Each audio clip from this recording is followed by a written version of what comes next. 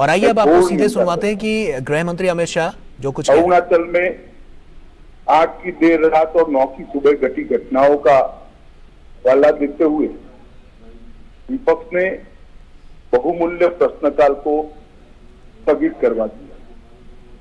इसका कोई औचित्य इसलिए नहीं था कि पार्लियामेंट्री अफेयर्स मिनिस्टर ने स्पष्टता से कह दिया था कि 12 बजे इस देश के रक्षा मंत्री श्री राजनाथ सिंह इस विषय पर सदन के सामने अपना बयान रखें।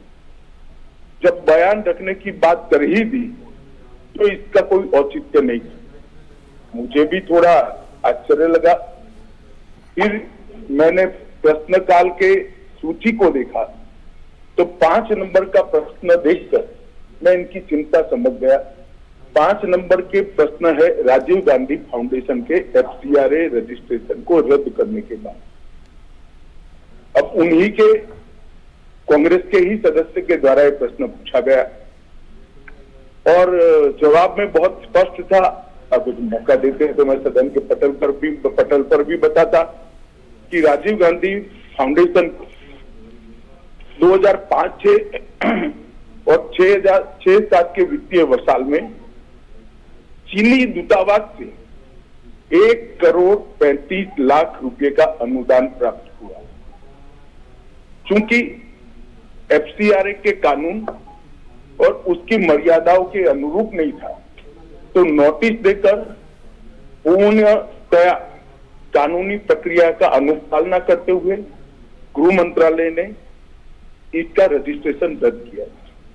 फाउंडेशन ने अपना रजिस्ट्रेशन सामाजिक कार्यों के लिए करवाया है और ये जो राशि चीनी दूतावास से मिली इसका उपयोग भारत चीन संबंधों के विकास पर शोध करने के लिए ये पैसा दिया गया। अब मैं कांग्रेस पार्टी को पूछना चाहता हूं कि इन्होंने शोध तो जरूर किया होगा।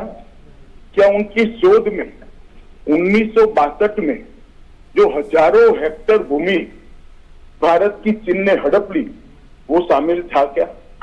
और शोध इस पर किया तो रिपोर्ट क्या आई है? नेहरू जी के प्रेम के कारण सुरक्षा परिषद में भारत की स्थायी सदस्यता बलि चढ़ गई। इस विषय को उन्होंने शोध का विषय बनाया था क्या? और अगर बनाया था तो इसका नतीजा क्या हुआ? जिस वक्त गलवान के अंदर हमारे सेना के वीर जवान चीनियों से भिड़ रहे थे उस वक्त चीनी दूतावास के अधिकारियों को कौन रात्रि भोज दे रहा था? वो उनकी शोध का विषय था क्या? अगर था तो उसका नतीजा क्या हुआ? जब उनकी सरकार थी तो 2006 में भारत में चीन के दूतावास ने पूरे अरुणाचल और पूरे नेपाल पर दावा कर दिया। वो उनकी शोध का विषय था क्या? अगर शोध हुई तो उसका नतीजा क्या हुआ?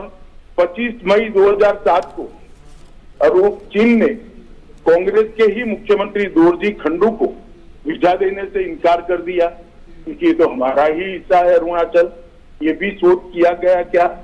13 अक्टूबर 2009 को मनमोहन सिंह की अरुणाचल यात्रा पर चीन ने आपत्ति जताई, वो आपने जांच किया है क्या?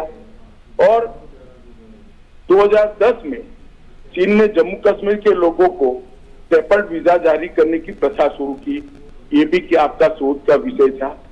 2011 में कांग्रेस सरकार ने चीन की धमकी के बाद हमारे रोड और वाइटल बॉर्डर इंफ्रास्ट्रक्चर का निर्माण डैम चौक में रोक दिया। ये क्यों रोका गया इसकी भी शोध की है।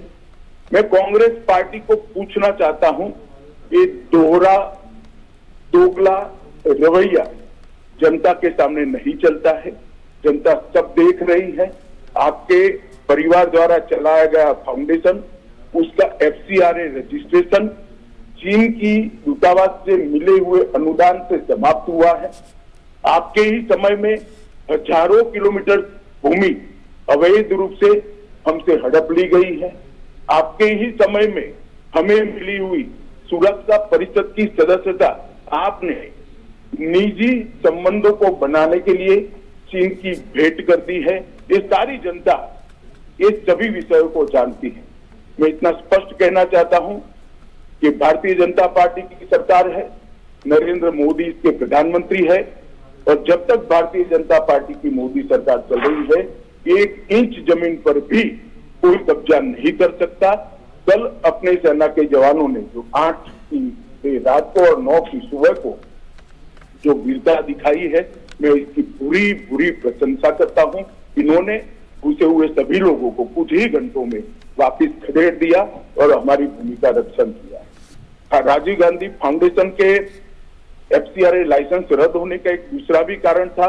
इस्लामिक रिसर्च फाउंडेशन की, जिसका प्रणेता जाकिर नायक है, जाकिर नायक को पूरा देश जानता है, उनसे भी 7 जुलाई 2011 को 50 लाख रुपया राजीव गांधी फाउंडेशन को ने प्राप्त किया था। मैं पूछना चाहता हूं, राजीव गांधी फाउंडेशन के कर्ता धर्ता जो कांग्रेस की फैमिली पार्टी है, उसी के सदस्य हैं, तो आपको ये पैसा जाकिर नाइक ने किस मकसद के लिए दिया था?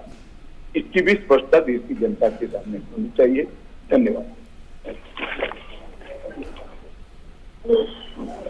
तीन टुकड़ा